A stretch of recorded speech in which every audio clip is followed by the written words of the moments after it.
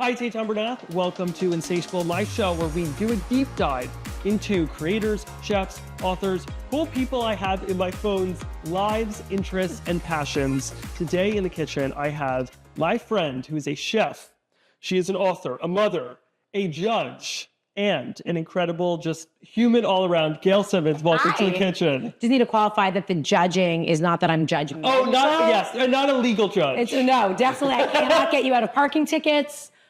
Just on television and on only, Top Chef. And only yes. with food. Yes. Well, otherwise, very open, non-judgmental. Non-judgmental. Anyway. That doesn't work in the legal system. Correct. Well, thank you for being here. Thank you. I'm so pleased to be here. I love being in your kitchen. So let's just, before we even start, let's just dive into our wine of the week. This is a Northern Italian wine we're going to be drinking. Best kind. Yes, it's from Piemonte. It's a grape called Arneus. Okay. Never heard of it. It's a local grape. In Piemonte, and I'm going to be cooking today while we're discussing your insatiable appetite.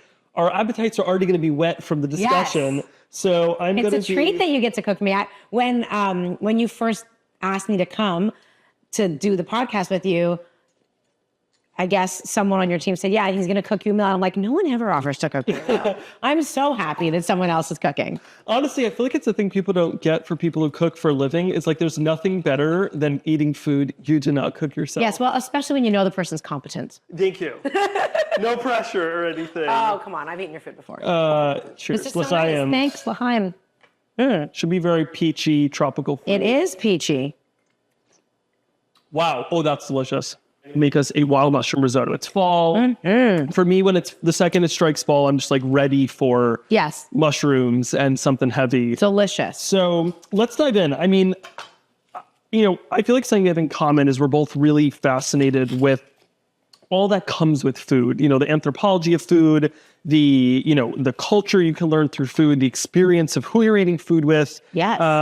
Would you say that that's your insatiable appetite? I would say so. I mean, I'd like to think that it's not always about eating. Yeah, it's kind of always about eating. It is, especially being Jews. Yes, for sure. We have a one-track mind. That is absolutely correct. And interestingly, I've been thinking a lot about this. Like, food is the thing, but actually, and food is delicious, and we all need it to survive. And I'm always hungry, like literally, physically. Yes. But also, food is the vehicle, right? Yeah. Food is not always just about actually getting something into your mouth that tastes great.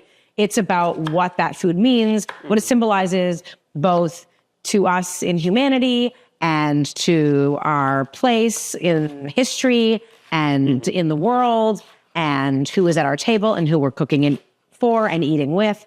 And that's always sort of been at the, I guess, at the base, at the root of how I came to do sort of what I do in life, whether I did it consciously or not. Mm-hmm. And where would you say like the birth of this was? I find it fascinating. For me, like I'm a very obsessive person. Yeah, no, I know how that. Yes, we're drinking wine right off camera over here. I have a wine cellar with about 300 bottles in it. It has grown since the last time I was here, actually. Yes, there's another one behind you with another 70 in it. Also true. So I am one who gets, quite obsessed with things I'm into. I really enjoy the fact that the day you turned 21, this became a very outward and public session. It was and the first time. Just dived, like you really you dove right in with abandon. Yes. I appreciate that because I think, there's a lot of things about you I admire, but also that at 21, I was not appreciating wine. I was drinking it for other purposes. Other purposes, yes. And I didn't actually come to enjoy it until quite a bit later, probably not until I was about 25 or 26 when I started actually paying attention to it. Yes, I actually have a secret. Well, it's not that secret. It's a secret. When my friends come who are my age, I will pour myself a glass of good wine and then pop open a bottle of cheap wine. Yeah, that's actually really smart. Because why are you wasting the good stuff on people who don't appreciate it? Thank you. Yes, I have a lot of friends, I'm 22. I have a lot of friends that are my age. I have quite a few friends that are significantly older than I am. And my friends my age just don't appreciate it. And that's okay. They'll get there. Oh, yeah. But it's just rare. It's rare to have that appreciation early in life, which actually brings me to that idea of the origin of my obsession. Yeah. And that I think there's a lot of ways that I started paying attention to food and its place in the world and my place within it, and kind of how that defined who I am and what I ended up doing for a living. But it all sort of started with travel. My family, I grew up in Canada, which I think you know. Of course. I grew up in Toronto, but my father is South African. He immigrated to Canada in the 60s for work. He was transferred for work. It wasn't necessarily because he planned to go to Canada. He'd actually had moved from South Africa to London, and then he was an engineer, and his company transferred him to Toronto, where he met my mother and settled down and never left. So we spent a really large part of our childhood traveling back to South Africa to see my family. My grandparents lived there until they passed away, and he has two brothers, both of whom have children who now have children because they're my age. And they've all since moved to Australia, where I've now also spent a lot of time with them. But in my early childhood, really from the age of 5, my first trip to South Africa was always 5 years old. Wow. And that's a long flight for a 5-year-old. You know what's funny is, number one, back then, because I'm old, it was not direct. Like from Toronto, you could not fly direct. You had to fly through New York. Wow. So we would fly to New York and then fly to Miami. There was a direct from Miami to Cape Town and a direct from New York to Johannesburg. But even then, it wasn't fully direct to Johannesburg. We had to stop off the coast of North Africa to refuel on an island called Ile del Sol, where we would be held captive for like 3 hours in an airport terminal while they refueled, and then we went on our way. You were 5. I was 5. Were you crying? I remember being okay, but the amazing part about it now as a parent, when I look back on that experience, I have 2 children, both of whom are older than 5, and I would have never taken them to South Africa at the age of 5. And my parents had 3 children. So they did it with 3 children, which I can't imagine was easy for them. And there were no screens, remember? There was like, that sounds like chaos. Tablets, pre-screens. I don't even know what we did for 26 hours traveling to South Africa, as children. But we made it. And I have very, very vivid memories of meeting my extended family for the first time when I was 5. And what we ate. And it's that sense memory of the food and the smells and the observances and meeting my family. I had already met my grandparents. They would come to Canada relatively often back then. But I had never met my cousins, my uncles and aunts. Maybe I had met once or twice before, but I was 5, so I had no memory of any of that, right? But I will, going back to the wine, tell you one thing about that specific trip. We went to Johannesburg, spent time with my family, we went to Cape Town, we went on safari, and then we went to wine country outside of Cape Town. My father had gone to university in Cape Town, and we had family there, and then we spent a couple days in the wine region. And this was, in the 80s, so the South African wine country was not half as big and developed as it is now. It was sort of burgeoning, but still pretty fabulous, beautiful. And my family loves to tell the story of the reason that I'm in food now and obsessed with food and wine is because at 5, my parents took us wine tasting. Ooh. And they told 3. My brothers were a little bit older. Like if I was 5, one brother was 10, one brother was 11. And we went to all these incredible wineries. And because my parents were really interested in wine and had a great wine collection, my father actually made wine in our cellar.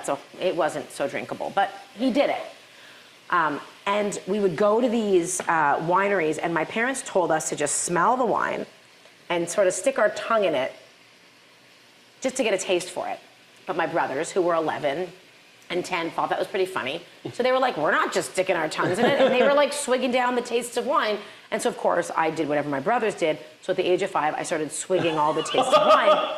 And my family tells the story of the fact that I, all of a sudden at lunch, and we have pictures of us at this lunch, was running in circles, screaming and yelling. Sorry to interrupt your story, Not at but all. Oh yeah, you've been doing so many things. Yeah, I may have been a little nervous with a judge in the kitchen, and I put the wrong ingredient in first. Why? What does it matter? Yeah, it probably does. I was supposed to saute the mushrooms and then... And then the onions? Yeah. Oh, I don't actually think in this case it matters at all. Yeah, you have the onions. You could have even just put them all in. Yeah, the onions are going to cook out. Yeah, there we go. Okay, and I mean, the mushrooms are going to cook out. Yeah. And they'll just take on more flavor. Got a little nervous. Wait, so you're running around... Running around like a lunatic drunk in as a circles, 5-year-old. 5-year-old drunk. And then we got in the car to go to the next winery, I guess, after lunch, and I immediately passed out in the car for 8 hours. Wow, you're like, I love this. Yeah, I passed out. I mean, not in the car. They moved me from the car to the hotel, but I was passed out for 8 hours. Wow. In the middle of the day because I've been overserved at 5. Wow. And my brother still tells that story all the time of like, you think Gail is so fancy with her wine? Well, that was my origin. That was my first taste. And that trip certainly was sort of the first time that I realized, wow, this family of mine is so different than me. They live on the other side of the world, but obviously we're blood. But more than that, it was the food we ate together and those sense and taste memories that really made me understand the bigger picture of like sort of the universal nature of food and how it connects us and our rituals and traditions and how different they can be, but also how sort of at their base, how universal they are. The need to nourish people, to feed people, to sit at the table and connect with others, and how like vital cooking is to like every culture in the world. So basically what you're saying is, in order for us to appreciate food, we need to get drunk at 5 years old? Correct. Got it. We've officially endorsed that on this. That's the takeaway. Yes. Hence wow. 11:30 in the morning. That's beautiful. And I mean, like, I feel like saying that, you know, from traveling, and obviously, you know, with your show, you get to travel quite a bit. Yes. Is obviously food in the different corners of the world is so different. But I think something that always fascinates me is a lot of our food rituals can be quite similar. Yes. It's like different ingredients, but the same reason, the same calling, right? The same need. Because that's part of what's like, I joke, people always ask me in my job, like, how do you eat the amount of food that you eat on the show, for example? Because when people watch me on television, on Top Chef, we're eating like, we're tasting is the key. A ton. But we're eating like 17 to 20 plates of food at a time some days. And people are always like, I find the people who are the pickiest eaters ask me this question the most. Because people who are not picky eaters don't question it. They're like, of course. They're like, yeah, that sounds great. Like, I would do that in a second. But it makes people nervous sometimes how much I eat. Fascinating. And they ask me that question all the time. Like, how do you possibly eat that much food? How do you do that?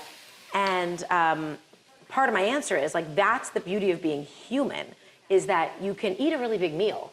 And 6 hours later, you're going to be hungry again. Yes. It's just the laws of being alive. Stomach, yeah. The laws of stomach. So I can do it, and then I can get up the next day and do it again, because one day does not negate the next, right? This is true. They are mutually exclusive because we are human. And it's also what I love the most, because everywhere I go, I get to learn, I get to taste new things. I've never had the same meal twice, right? Yeah.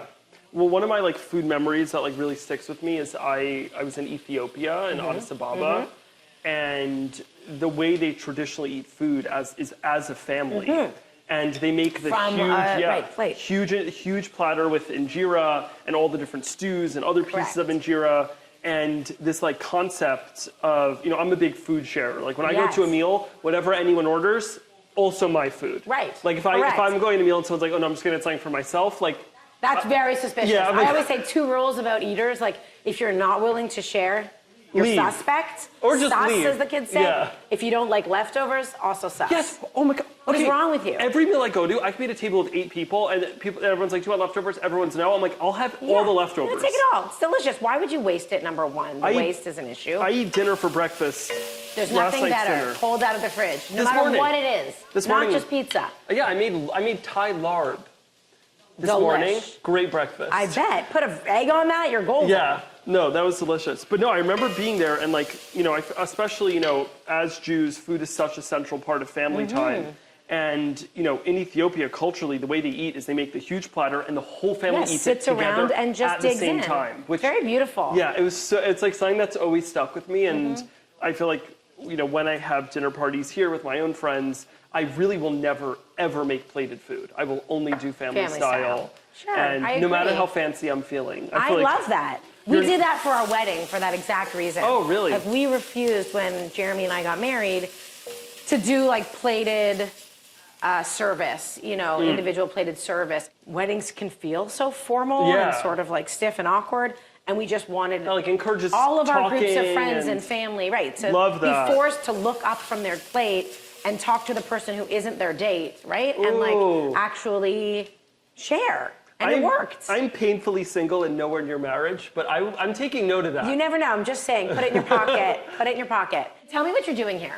Okay, so I'm doing it a little different than I usually do because I'm having fun talking to you and I'm a little distracted. I told you I only judge. Thank you. When I'm on camera. Okay. I mean, on like, you know. So I sauteed. We have our mushrooms in here, our shallots, our onion, or that is the onion. Our shallots, garlic, a little bit of thyme. And you deglazed it? Yes. So I added that in our arborio once I was cooked. I took some out just for garnish, and then deglazed with some white wine. And then over here I just have some stock that we're just gonna slowly add in. Yes. Okay. Add a veggie stock right in here, and yeah, we're just gonna.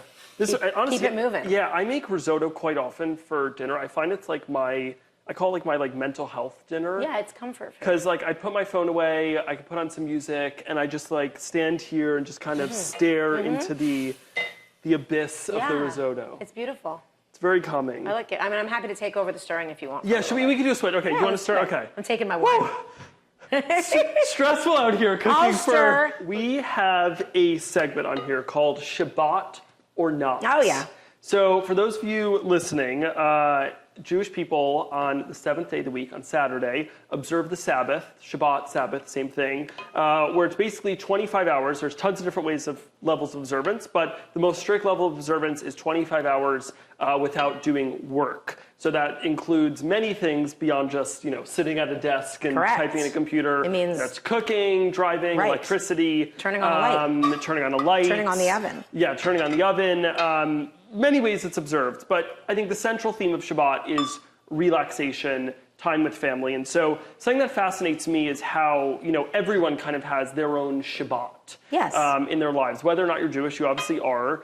What is your Shabbat during the week? What is your way of, relaxing, unwinding, and, in the busyness of life in between filming shows and all that comes with it's hard your to job. Do. Yeah, it's there a are lot. so many demands on our ears and our eyes and our time.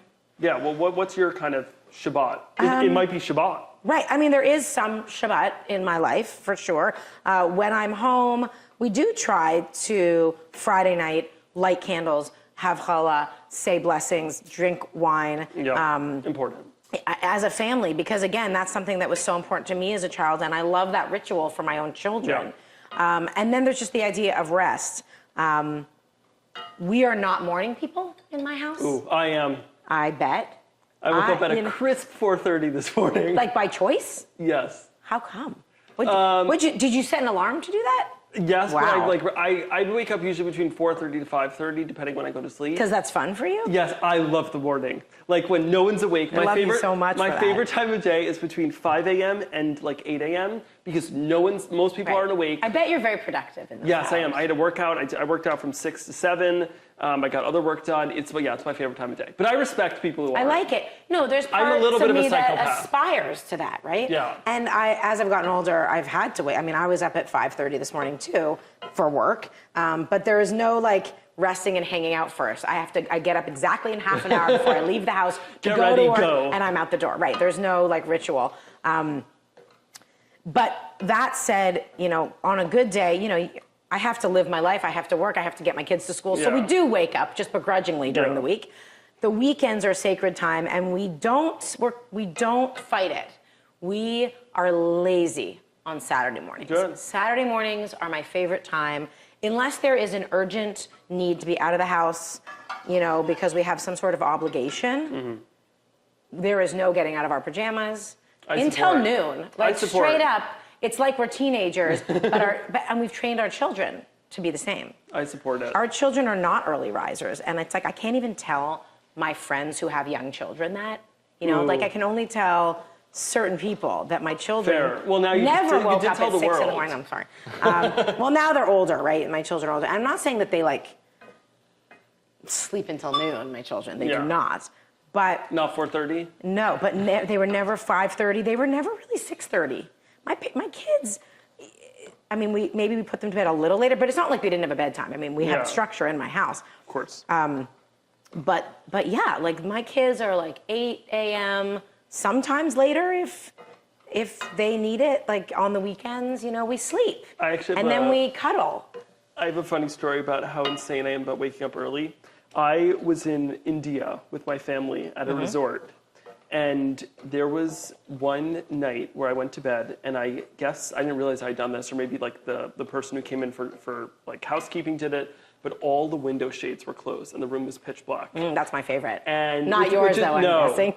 And I went to sleep, and my parents were staying in a separate, it was kind of this like little like individual houses on this resort, and they were in another little house, and I slept in for like the first time in my life. Until when? Until 11. Oh, wow. You were probably jet lagged. Local Indian police were called. No. They couldn't get in the room. The hotel staff, like, they weren't allowed to like, go in the room. And they called the local police because they were convinced I was kidnapped. Right. This is a serious story. My parents wild. called the police. Because there is no way on earth there was that you could have just been no way sleeping. that I had been sleeping till 11. My parents were 100% sure I was kidnapped. Huh. In India for waking up at 11. Yeah. That is how... That's like an average Tuesday. Psychopathic I am about waking up early. Like, and to be honest, when they did it, I was like, yeah, that makes sense. Yeah, because it's If I not found out too tight. that I had not been awake by 11 a.m., like... You'd call the police. Like, too. when I eventually woke up, it was to knocking by India police in Goa. Wow. That's wild. Yes, this That's is a really real funny. story. Okay, I get it. I'm going to taste a little. Do you have a Yes, maybe we Taking could it. switch back because the next one I think is a heated question over here. How I is it? still need some time, but Need it's some time? Okay, let's do a little switcheroo. Sure.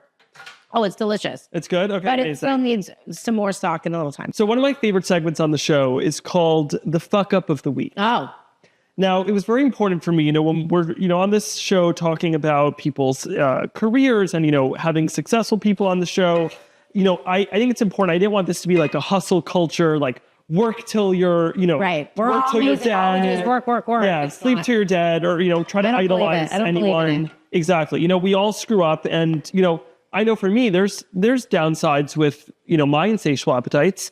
Every time I travel, everyone's suitcase I'm with becomes my wine transportation suitcase. I'm like, it's crazy. Yeah, very. Significantly heavier. Yes. I do pay for the extra luggage. Okay, that's nice of you. But You're mensch. it's definitely annoying. I wouldn't want to travel with myself. So, we're all human. What was your fuck up of the week? Oh, God, where do I start? Both of my children started new schools this year. Oh, wow. By That's a lot. coincidence. So there was so much new, and there was like so much uploading to be done in our lives at the start of school, and I was mostly gone for it. Thank you. A little extra wine. I was gonna say you're gonna, yeah. Yeah. So, Necessary. yes. So I came back finally after 6 weeks, and my husband had to go away for a day, and I was going to take the kids to school, which I do in the rest of the year, almost every morning. Like, it's not as if I don't know how to take my kids to school. But my husband had been doing it all month. And all of a sudden on Monday, it was my job to take the kids to school. And he gave me so much direction because it's a bit new. There's new systems, new school drops. My daughter's in middle school now, so she actually takes herself on the bus, and it's a whole thing. Whoa. But I need to keep track of it.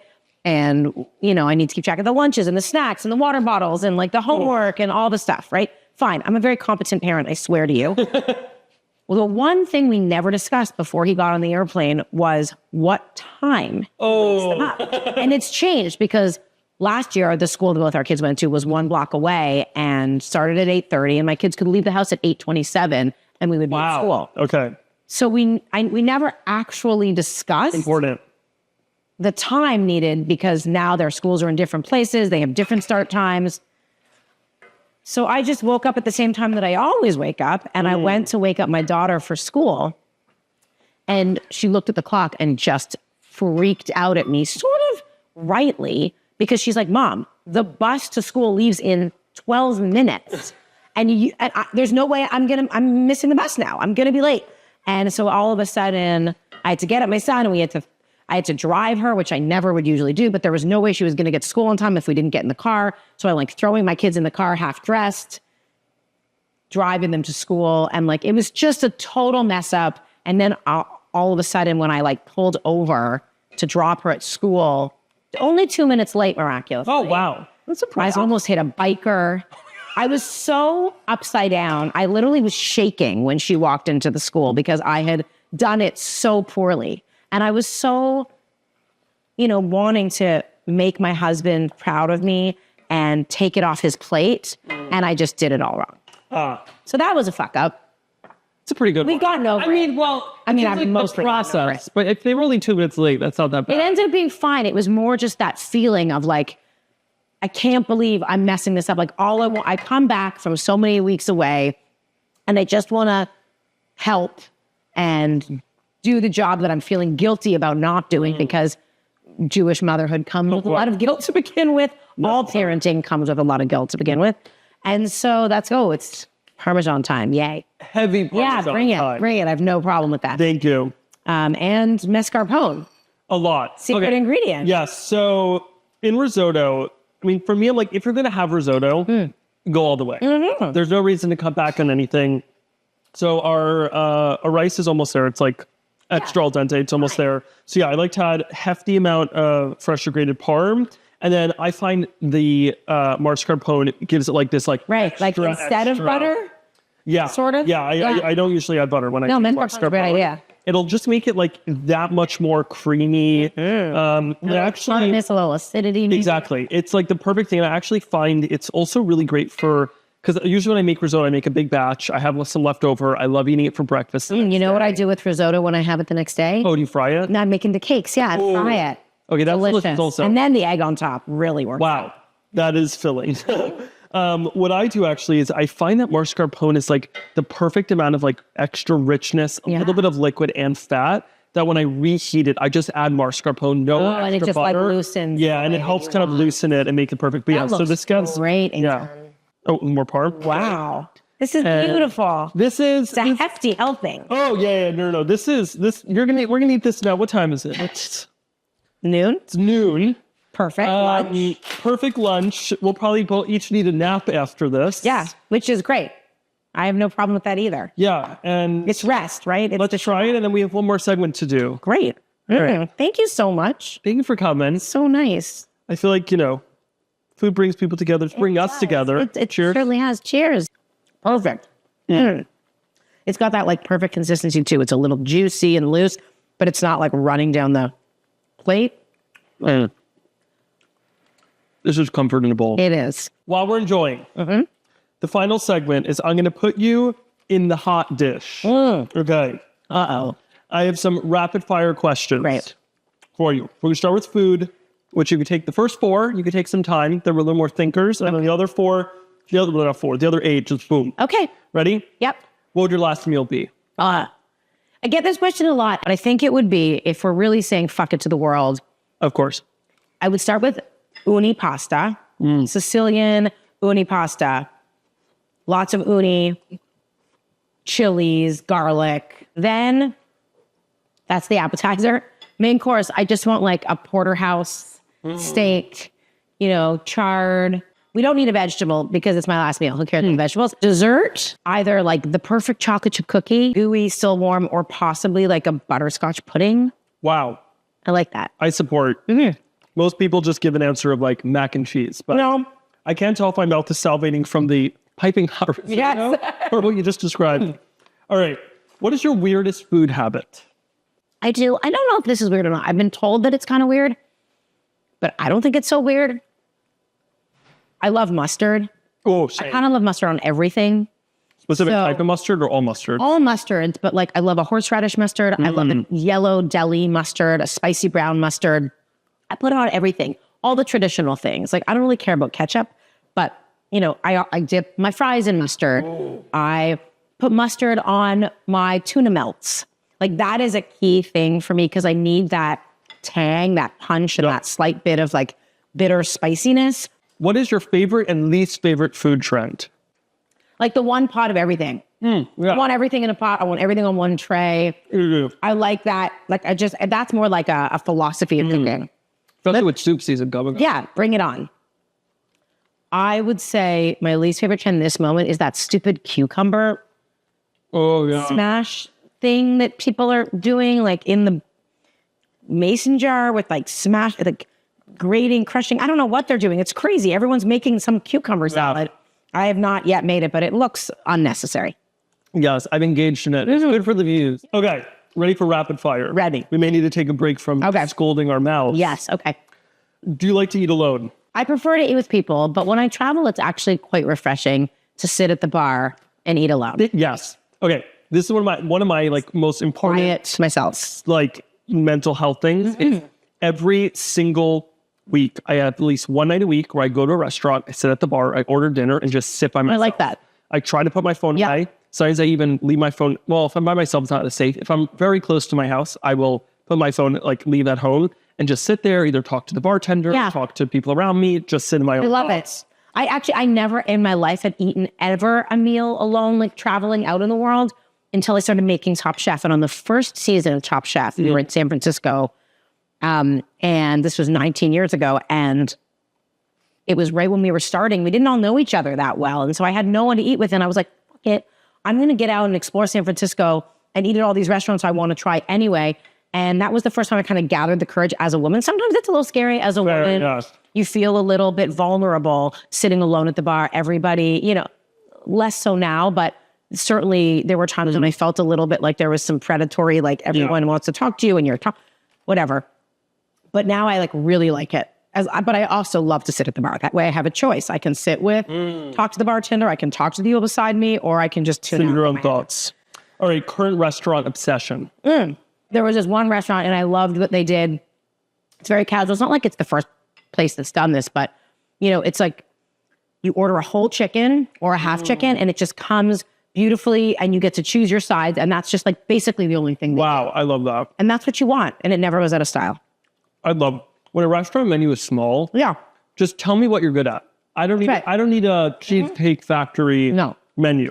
Okay, what's your order at the Jewish deli? Oh, easy. Matzo ball soup or pea soup. A pastrami sandwich on rye, extra mustard, coleslaw, like the health salad coleslaw, dill pickle. My husband loves, oh my God, why am I the name?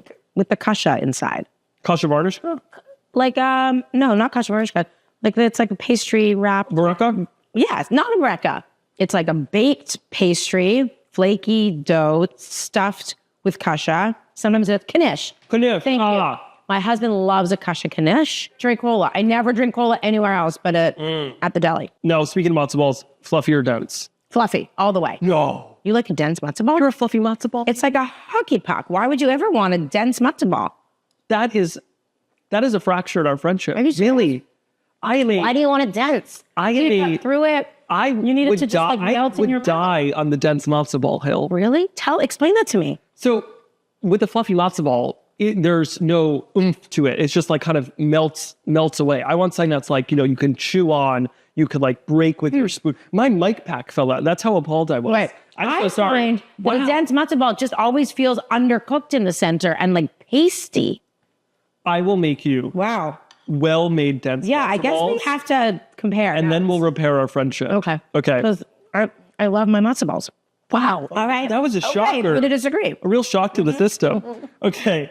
And last one. This is asking you which of your children you like best. Do you have a favorite dish or favorite season of food on Top Chef? Season-wise, I used to always say season 6, which we shot in Las Vegas, was incredibly memorable. One, because we won an Emmy for it. We won Best Competition Series that year, which was huge for us. But also, that was the season with the Voltaggio brothers and Kevin Gillespie and Jen Carroll and so many memorable chefs. And I think it was sort of a turning point in our show because the level of cooking was so spectacular that year. And it just set the bar for everything that came after it.